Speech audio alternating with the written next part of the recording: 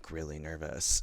I'm going to start this review off by speaking directly to the Tim Robinson hive, because that hive is mighty. If you are a fan of Tim Robinson and you love I Think You Should Leave, you are going to love this movie. And I'm so happy for you. This movie knows who its audience is, and it is gunning straight for that audience, and that's great. And at my festival screening of this, the audience eating it right up. They loved every second, and I'm so happy for them. That being said, that show's not really my humor. Yelling and cringe comedy isn't my kind of comedy, so I actually did not really like my time with Friendship. I actually had an actively rough time with this, and yeah, didn't love it. But put the pitchforks down. I'm not trying to be a hater for the sake of being a hater or being different. I have reasoning. Friendship is about a suburban man played by Tim Robinson who becomes infatuated with his charismatic new neighbor played by Paul Rudd. They start a friendship, but it kind of spirals out of control when, this isn't a spoiler because it's in the trailer, Paul Rudd's character decides he doesn't want to continue with the friendship, and Tim Robinson kind of descends into chaos from there. First and foremost, I think where I struggled with this movie is it feels like a bunch of I Think You Should Leave sketches kind of strung together and then stretched into feature length. You know what I mean? It feels like an episode of that stretched into a feature film, and you can really feel them trying to pad the time. I don't mean this in a derogatory way or anything, but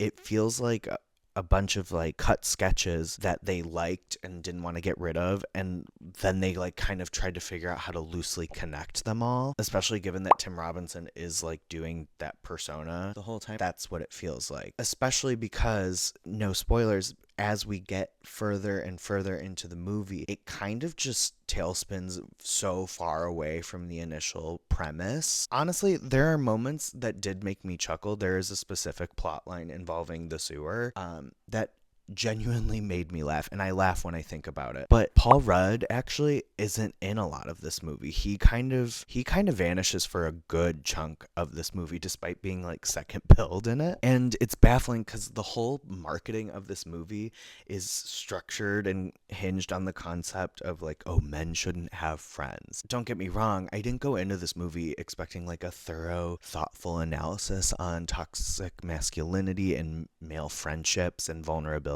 but it isn't really talking about that at all, actually. It starts that way, and then it kind of just becomes a character study about an absolute narcissist and how he kind of is just ruining the lives of everyone around him. But I just think if you're gonna market on that premise, it should be about that, and I don't think the movie explores it in a way that is as smart as a lot of the fans of this are acting like it is. Again, I didn't go into this expecting a thorough college style lecture on it, but I thought maybe it would satirize male friendship, kind of explore the ways men aren't able to connect, but it doesn't do that. It's just kind of a lot of cringe comedy and a lot of just yelling. Speaking of yelling, I'm glad Tim Robinson's found his lane. He does it very well, but it is a little cumbersome to spend 90 minutes with this persona. It gets to be a lot. It gets to be exhausting. And this isn't a likable character, but it's hard to even root for him, at least for me. Paul Rudd is really fun in this. I think he knows how to match the tone without overdoing it and really gets you to root for him. I've never seen Paul Rudd on my screen and been oh, this guy. He is pretty reliable in whatever you throw him in. That being said, he's not in actually a lot of the movie, so when he does kind of disappear for this stretch, you yearn for his presence. My actual big standout of this was Kate Mara. She plays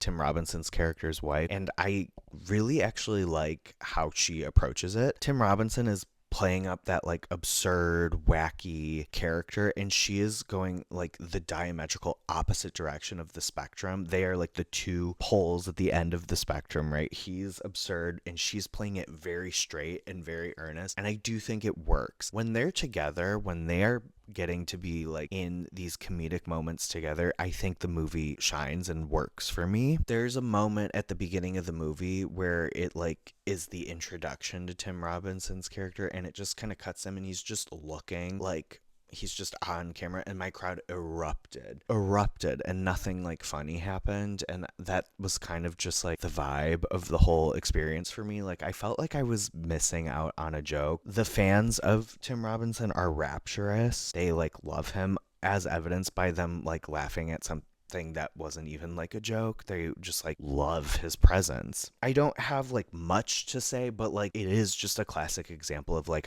I'm not the audience for this. My tastes don't align with this, and that's okay, because it has its audience and they are going to love it. Again, they're gonna really love this. I also mean this in the most complimentary way. I feel like this is gonna be a big movie that like teen boys sneak when their parents aren't home, or like they have like a sleepover. Like in high school, The Hangover came out and we couldn't see it in theaters, so we like snuck the DVD and watched it and like quoted it all the time, and it was like our little secret. I think this is gonna be this new young generation's Hangover, where they're like watching it and sneaking it and like loving it, and I think that's like a fun cultural touchstone. Yeah, I don't know. I don't want to dog on it like too much, because again, like if you are the audience, if this is like a type of humor you love and enjoy, Tim Robinson is your guy. If you are in that hive, that unshakable hive, I don't know how his fans became so strong and mighty, but what do I know? You are going to love it. It knows exactly who it is for,